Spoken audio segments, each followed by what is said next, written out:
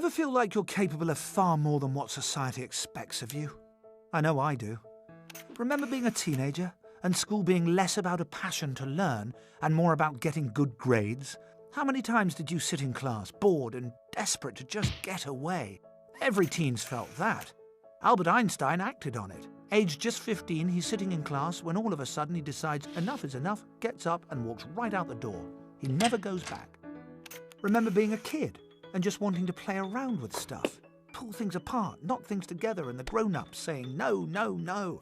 Or being called good for sitting still, or naughty when you couldn't bear to sit still any longer. It's all completely well-intentioned, of course, but that doesn't make it any less insane. Because the fact is our capacity to create and learn knows no bounds, and the latest research proves it. The invention of MRI scans only in the past 25 years has allowed scientists to see which parts of the brain are used by different kinds of thinking. We now know infinitely more than we did about how we learn and what makes up human intelligence. And it's extraordinary. So, want to know what you're really capable of? Let's start at the beginning. A baby's brain is amazing. It doesn't take 9 months to create. It's taken 7 million years and around 350,000 generations. All the skills, knowledge and talents cultivated by our ancestors are stored inside it. These are like numerous software programs which can only be activated by the baby engaging with its environment. Here's the striking thing. If not activated at the most appropriate time, they simply disappear. Take language. If a child doesn't hear language by around the age of 8, they may never learn to speak. So you can see just how important our interactions are. They ignite our dormant intelligence and they reinforce it too. There's something else. We've evolved to learn by looking at things from different perspectives and making connections between things. And we do that through play. So wouldn't it be amazing if we bore all this in mind when raising kids? Letting them play when they're little and when they're older too? Charles Darwin's teacher said he'd never amount to much because he spent too much time playing with insects. So let children play, because it's never just play. Of course it takes more time and energy to do this, but when you're deciding where to focus resources for kids' learning, you couldn't do better than focusing on pre-puberty.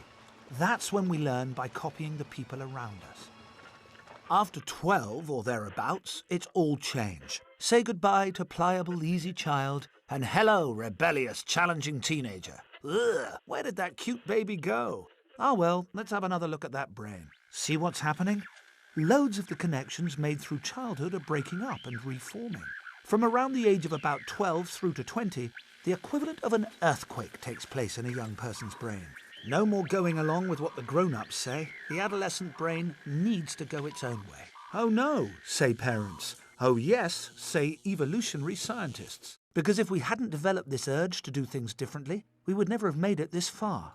Up until about 60 or 70,000 years ago, it was fine for children to grow up like their parents. But then along came the last ice age.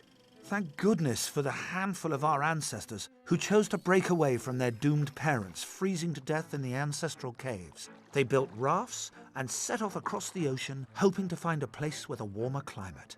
Critically, this made risk-taking the essential feature of adolescence. We shouldn't belittle adolescence. We should be honouring it for what it really is. The defining struggle, the moment when the next generation challenges the status quo and pioneers new ways of thinking and being that ensure our survival. Now just imagine if we actually gave adolescents the freedom to undertake that struggle. Rather than force them to sit passively in class, how about trusting that their earlier clone-like learning now enables adolescents to spread their wings and work things out for themselves? If that sounds terrifying, it needn't be. Because if we allowed their natural curiosity to flourish in childhood, they'll be bursting with the longing to learn and climb unscaled mountains of the mind. And that's not scary, that's exhilarating. This is the way we've evolved to be. It's what makes us fulfilled, well-adjusted human beings. Let's stop trying to live in a way that so goes against how we're hardwired to live. Let's allow ourselves and the next generation to reclaim the incredible gift of our ancestors. Adolescence is not a problem, it's an opportunity.